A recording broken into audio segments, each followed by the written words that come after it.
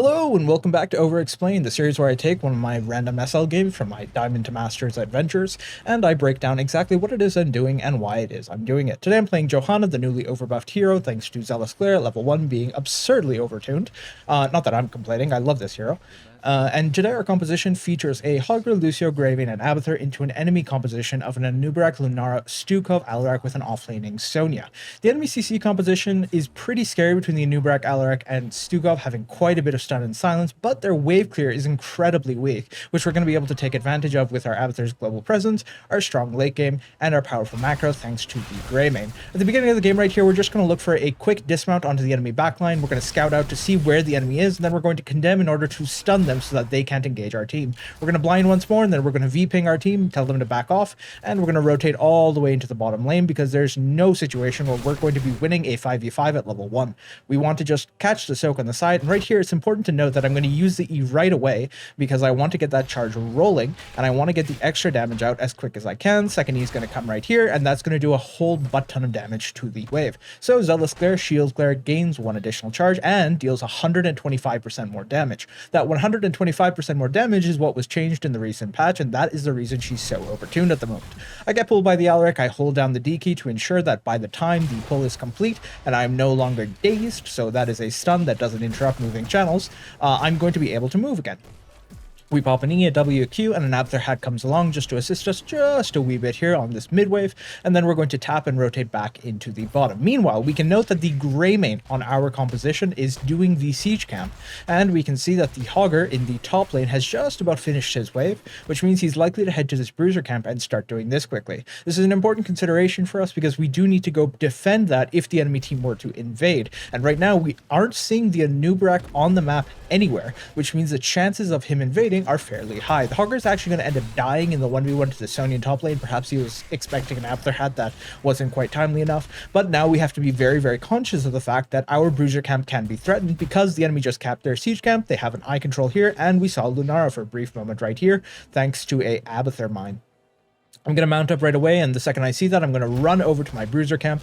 We are going to get the Hogger spawning just in time, and this is a beautiful place for the fight for the Hogger because he's going to be able to bounce back and forth inside of this choke and get lots and lots and lots of lovely damage. Now, the issue is the Hogger doesn't quite have maximum rage, and right here I'm able to pop the blind and pop a second condemn into a Q, and then a final finish with my shield glare, and we're able to find a nice pickup kill onto the enemy Lunara, and that's going to be a 3-man wipe, and that's going to put us a solid quarter level lead advantage.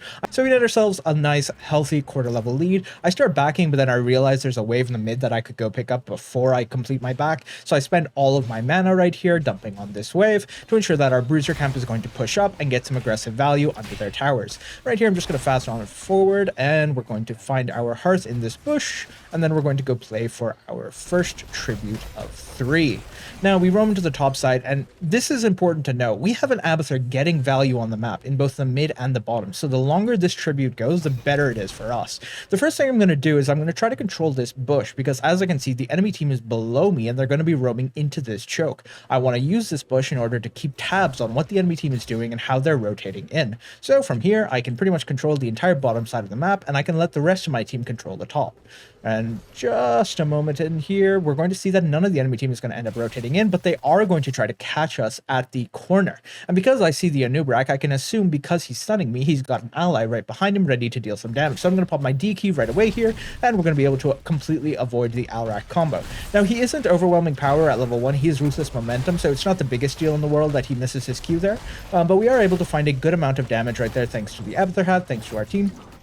And a little bit of sustained damage is going to lower him very, very significantly to the point where he's going to have to back. And because I don't see the Alarak on the map the next few seconds, I know he's backed because what else could he possibly be doing? Standing there AFK? Unlikely. And we know that Lucio can't heal him to full the way a Tyrande with Loon's Chosen could, so we're pretty safe to assume that he's not on the map for a little bit. And lo and behold, we're going to see that he is currently doing his mid rotation all the way into bot, and we can see the enemy team has 3 numbers in the bottom lane right now, so they're quite committed to the bottom lane. We're going to have to go protect our Lucio right right here. He does get silenced. We're going to pop a blind onto the Sonya and then another blind onto these two heroes. Maybe blocked an auto attack or two, but the Abathur hat was just enough to save that target. And then we're just going to pop our Subdue right here. So Subdue, level 4 talent, hitting 2 or more heroes at the same time with Punish, the Q, increases the slow to 80%, and the slow does not decay. And that is a 2-second slow. So that is effectively a root on Johanna, and it is her most important CC besides her Condemn or her ultimate, because that is the CC you are actually going to use to lock things down and kill them. We are going to get a lovely 3-man pull right here. We're going to get a little bit of damage from the shield guy, and then we're going to pop our level 7 talent, Steed Charge. Activate to instantly mount for 3 seconds, unhindered by damage, but you will be dismounted by CC, so watch out for that. What we're going to do, however, is we're going to pop our D Iron skin, which gives us Unstoppable and a shield, and then we're going to pop Steed Charge so that we can mount up and simply run away from the problem. And then I'm going to pop myself into this corner where I have a lovely bit of vision granted by the boombox from the Lucio, and we're just going to base. Now, the next tribute has come up on the left-hand side, and we can see this is defensive positioning for the enemy team. This is a very, very easy position for them to protect themselves from. So we want to make sure that we're not overcommitting to this tribute, because it's very easy for us to wipe and possibly die here. However, this Hogger does have full rage right now, and a full rage Hogger is capable of dealing an enormous amount of damage. So what we're going to do right here on Johanna is we're going to go forward, get some vision, get some eyes, see what's going on the enemy side of the map. We're going to go attack this Alarak. We're going to completely remove him from the fight, and my team is going to get dove on the right-hand side. I'm going to pop them a blind from a distance with the shield glare in order to assist them and reduce the amount of damage they're going to take, and then I'm simply going to pop my Steed Charge, and I'm going to try to make some distance from the enemy team. At this point in time, I can see my Greymane is very, very chunked, so he doesn't really have a way to dive in and get in there, and at this point in time this tribute is pretty much just gone. We are going to give, we're going to back up, we've stalled the enemy team enough, and now it is time for us to get the heck out of dodge. I am going to base immediately after. I'm missing too much HP and I don't have a tap available, and there's no need for me to be on the map right now because the only things to do are really the siege camp and the bosses. Now, Johanna doesn't really contribute to the boss or the siege camp very efficiently, so it's better for me to back and regain my resources so that I can do something in the future. Right here, I'm going to note the entire enemy team is over-rotating to the top side, as I can see off of this minion wave. And I'm actually going to suggest to my team that we potentially rotate into the enemy boss very shortly. I did predict the Alarak combo right there, so I popped my D just to avoid taking damage. And then we're going to find a lovely dismount on him right there. And he's actually going to end up backing for mana. Him backing for mana means there's a reduced presence on the map. I wasn't aware of this at the time, but it is nice to see in retrospect that I could potentially use that information to predict actions in the future. One of the benefits of replay review, of course, is seeing things you couldn't otherwise see during the game. We are going to start the boss right here, and this cheeky boss is going to be a very good pickup for us on the red team.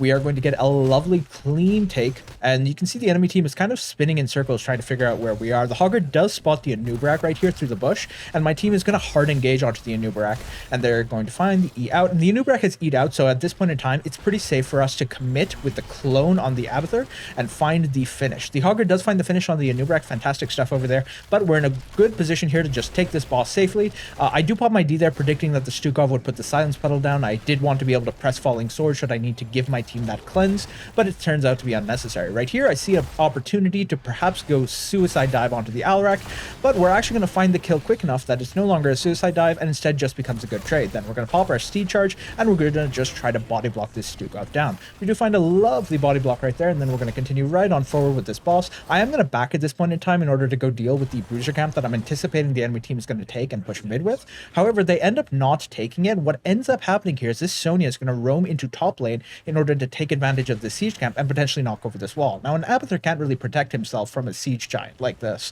This is a really dangerous push, so this is what I want to deal with as a Johanna. But what I notice is that the Sonya is hilariously overextended, and the Abathur gives me a hat right away that allows me to beat down this Sonya massively right here. I do an enormous amount of damage with my shield there, with my Abathur hat, with my auto attacks, and she's going to try to leap out right at the last moment, but she's going to get popped by the Abathur hat plus myself.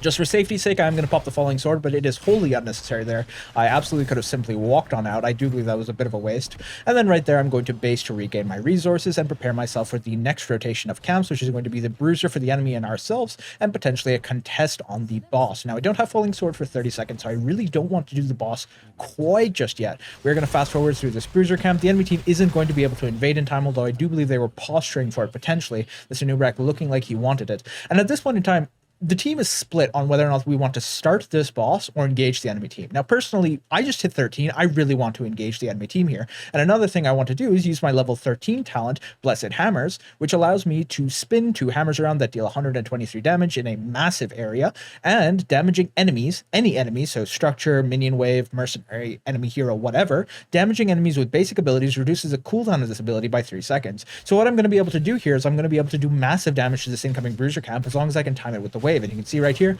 I'm going to pop the hammers, press E, pop the hammers, press E, pop the hammers, and we have lots and lots and lots and lots and lots of hammers spinning around. We absolutely evaporated that wave.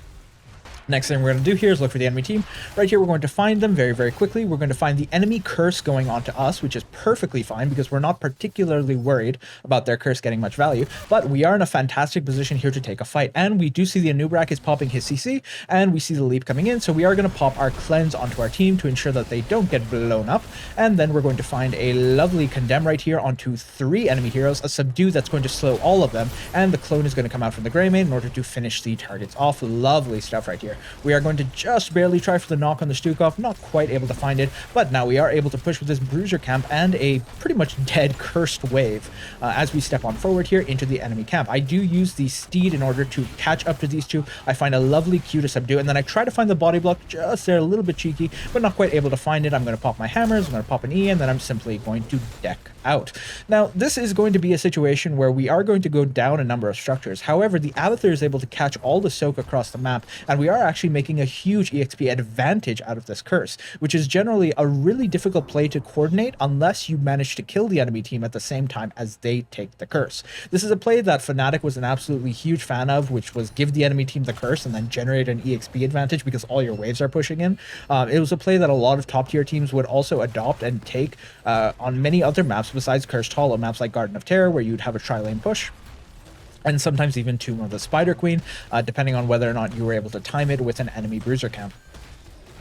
Right here, we're going to pick up our boss as quickly as possible, and we do have to do this quite quickly because I am anticipating the enemy team is coming in here. This boombox, a lovely placement by our Lucio to scout out the enemy team and see them coming in. And what I'm going to do on Johanna here is I'm just going to step forward into the enemy team. I'm going to pop my condemn. I'm going to start slowing them down so that their rotation into this boss is much more difficult. And then at the end, I'm going to pop my falling sword so that nobody can be cocooned, and we are able to assure the boss point is taken for us. Now I'm going to mount up with my steed charge and run into the entire enemy team, find a lovely 3-man condemn into a 2-man subdue, and the Hogger is going to be able to find some good damage on the back end. I get removed from the cocoon, thank you very much. I like being out of purgatory instead of in it. And right there, we're going to find the finish onto the Anubrak, who's pretty much doomed in this position. There's nowhere he can really go, so he's going to jump over here. Grayman's going to jump over with him. We're going to find the finish. Lovely stuff. The clone on the other end is suiciding for the Sonya, trying to find the finish, but not quite able to. And at this point in time, we are free to rotate into the top lane and start pushing over with our boss. I'm going to fast forward a bit. We do have a major throw coming up right here, where I am engaging on this wall, trying to find some damage. We do find a pick onto the Alarak, and I am overzealous after this pick. Overzealous, get it? Johanna, Crusader. Thematic. Sorry. And we are going to engage onto this wall pretty aggressively right here. I do end up taking a massive amount of damage, I believe, from the enemy Alarak into a silence. And this silence actually prevents me from pressing my D key, which would have saved me. I do get CC'd by the leap, and I do end up going down. So that was a pretty major mistake this game that absolutely should not have happened. But it's not going to put us back too far because we are pretty far ahead at the moment. We're just going to fast forward until I come back up. I tell my team, my bad, whoopsies, give the tribute, please. Let's take our bruiser camp, let's back off. And thankfully, my team does listen. We do elect to play a little bit intelligently this game. Just a little bit. Clone G-main, do boss is my call. I want to clone this Greymane so we can take the boss very, very quickly while I see the enemy team on the other side of the map. And then I go over here to harass the enemy team. Pop the hammers, and we pop the E right at the end. I don't quite find the dismount with the second hammer. I was very annoyed by that because that means the Nubrak is going to have a rotational advantage on me. I pop my steed charge to get over to my team quickly, and you can see this is an absolute cluster truck of a fight right now. I'm going to simply pop my falling sword, jump onto the point right away, and give my entire team a nice bout of CC immunity. We are going to find a fantastic cleanup onto the enemy team right there. Obviously, double Greymane is going to do an enormous amount of damage to any target that is trying to punch it.